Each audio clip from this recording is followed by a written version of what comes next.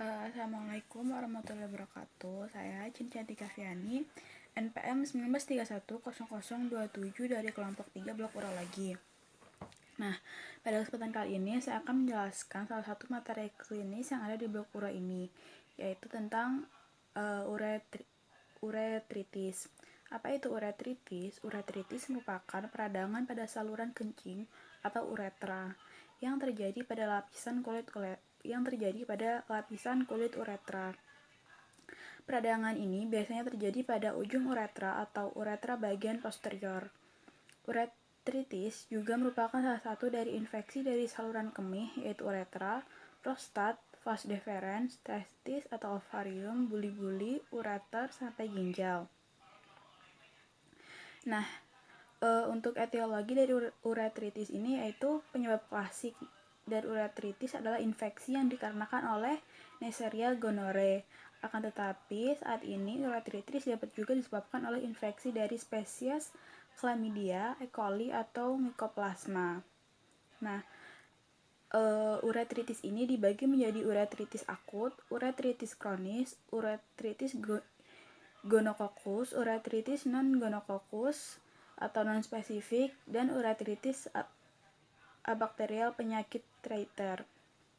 Nah, penyakit uretritis akut penyebabnya itu ascending infeksi atau sebaliknya oleh karena prostat mengalami infeksi. Keadaan ini lebih sering diderita oleh kaum pria. Tanda dan gejala dari uretritis akut itu yaitu mukosa merah, udematus, terjadi cairan eksudat yang purulen, ada ulcerasi pada uretra. Nah, untuk mikroskopisnya itu ada rasa gatal yang menggelitik, gejala khas pada uretritis. Pada pria, pembuluh darah kapiler kelenjar uretra tersumbat oleh kelompok pus. Pada wanita, jarang ditemukan uretritis akut, kecuali bila pasien menderita. Nah, selanjutnya itu untuk uretritis kronis, penyebabnya itu karena pengobatan yang tidak sempurna pada masa akut. Untuk tanda dan gejalanya yaitu mukosa terlihat granular dan merah. Mikroskopisnya infiltrasi dari leukosit ke plasma, sedikit sel leukosit, fibroblast bertambah. Getah uretra positif dapat dilihat pada pagi hari sebelum BAK pertama. Nah, untuk prognosanya itu bila tidak diobati dengan baik, infeksi dapat menjalar ke kandung kemih, ureter, dan ginjal. Untuk tindakan pengobatannya bisa dengan kemoterapi dan antibiotika. Komplikasinya itu radang dapat menjalar ke prostat. Nah, jenis uretritis selanjutnya yaitu uretritis gonokokus. Untuk penyebabnya itu bisa karena Neisseria gonorrhoeae. Nah, tanda dan gejalanya itu sama dengan tanda dan gejala pada uretritis akut.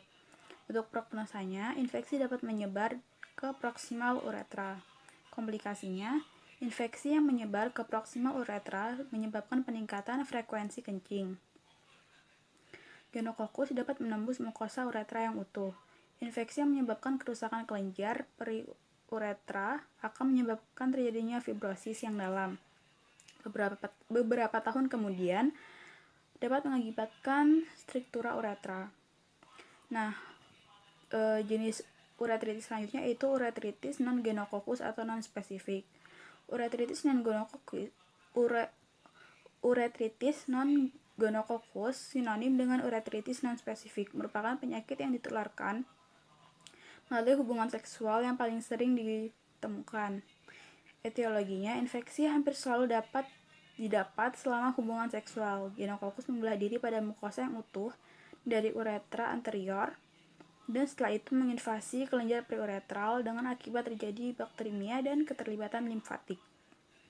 Nah, jenis uretritis lainnya yaitu uretritis bakterial penyakit Reiter, di mana uretritis yang berkaitan dengan konjungtivis dan artritis. Nah, etiologi dari uretritis ini yaitu karena kemungkinan terdapat organisme dari kelompok Chlamydia.